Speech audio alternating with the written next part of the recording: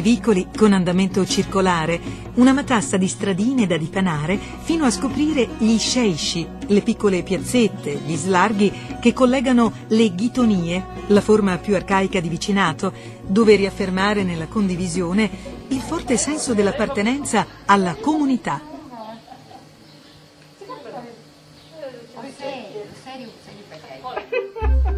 Le porte una vicina all'altra, le finestre che si guardano di fronte. Tra i vicoli si scoprono le case Codra, costruzioni antropomorfe che ricordano i soggetti dei quadri del pittore albanese Ibrahim Codra. Case, ognuna col suo segno distintivo, che sta sul tetto, ben fermo e visibile, comignoli antichi di forme diverse.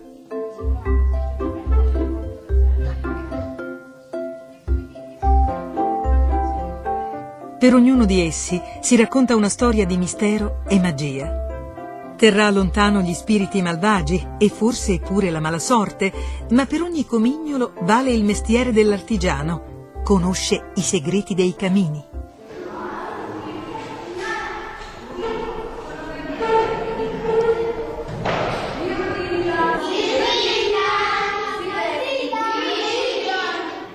La lingua non è quella dell'Albania di oggi.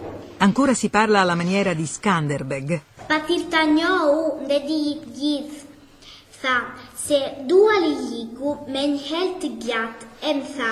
L'idioma è comunque mutato nel tempo, in modo diverso anche nelle altre comunità arbresce.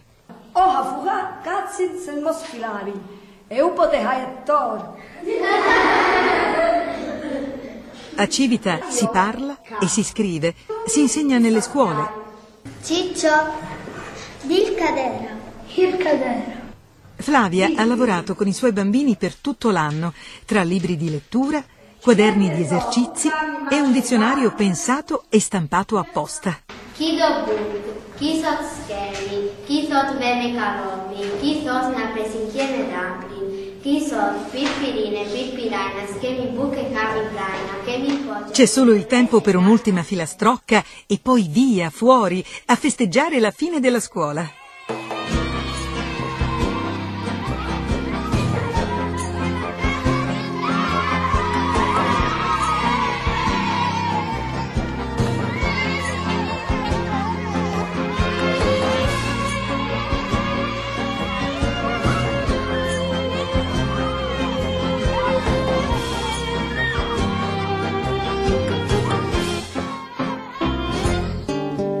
Nell'intimità domestica si tramanda la tradizione del popolo albanese, cultura orale trasferita ai gesti quotidiani.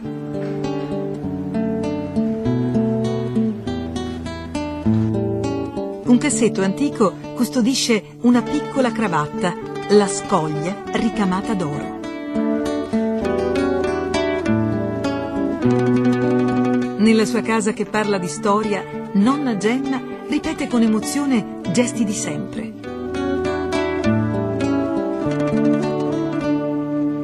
Tutte le parti dell'abito sono pronte per essere indossate dalla sua giovane nipote, perché oggi è il martedì di Pasqua, da sempre il giorno delle Baglie, e tutte le ragazze vestono l'abito tradizionale.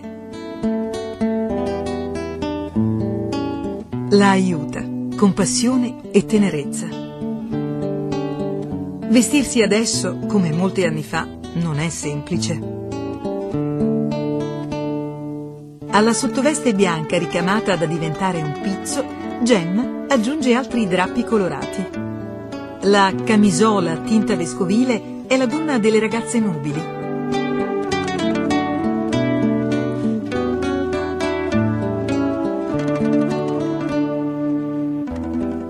La zoha azzurra, bellissima, è la gonna delle giovani spose che si sovrappone all'altra. Ha pieghe sottili che esaltano la forma dei fianchi, ha un gallone dorato alla base di una stoffa che non si tesse più e ricami in miniatura così perfetti da sembrare dipinti.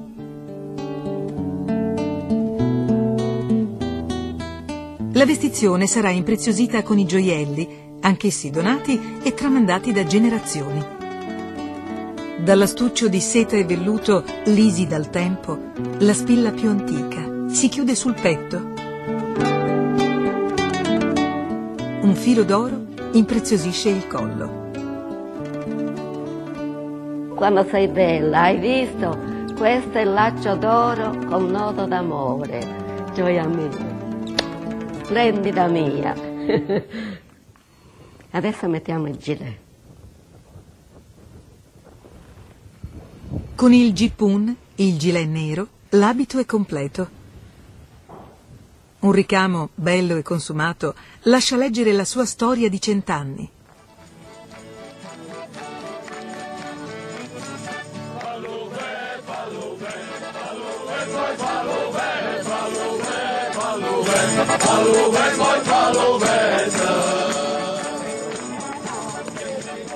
Tra i vicoli, scherzi e risate, il vociare chiassoso di donne fiorite.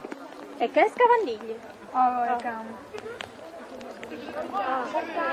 Gira. Si gonfiano le pieghe appena la gonna gira, si legano le voci l'una all'altra, si leva un canto in questa lingua antica.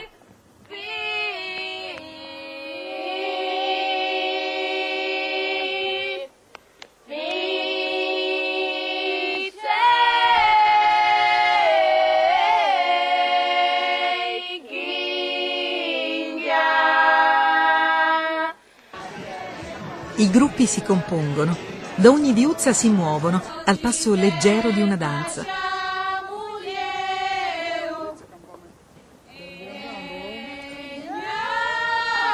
Le donne si spostano come un unico festone colorato.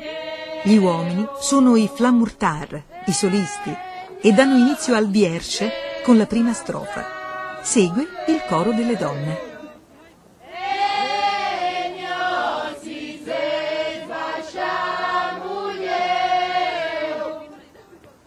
Sisesa è la fanciulla dagli occhi neri, la rapsodia di un antico amore.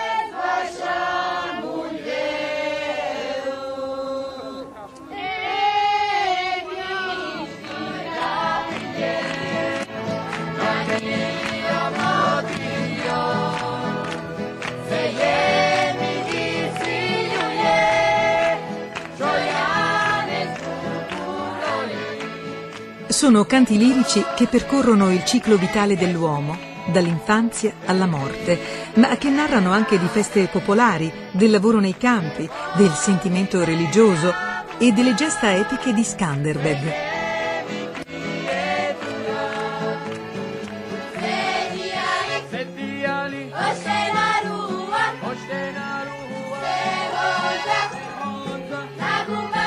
Cantano la parola data, l'onore, la fratellanza, l'amicizia. Sono le virtù di Skanderbeg, dell'eroe del tempo grande, dalle quali ha avuto origine e forza l'identità degli italo-albanesi.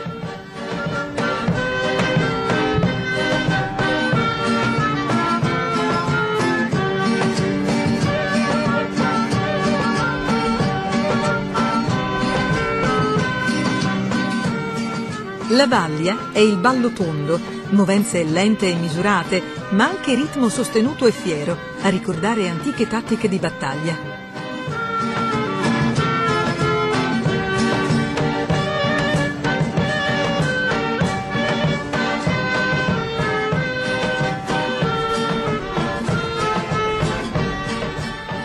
Canti, gli stessi che a Civita risuonano nelle prime 3 sere di maggio.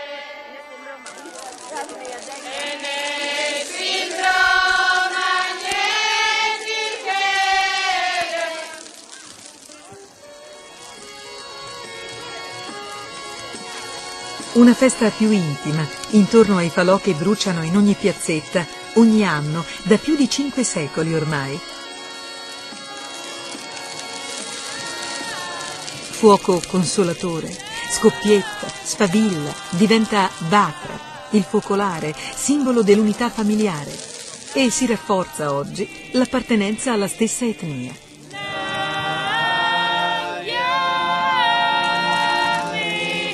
Il lentisco verde brucia, profuma l'aria e incide la memoria.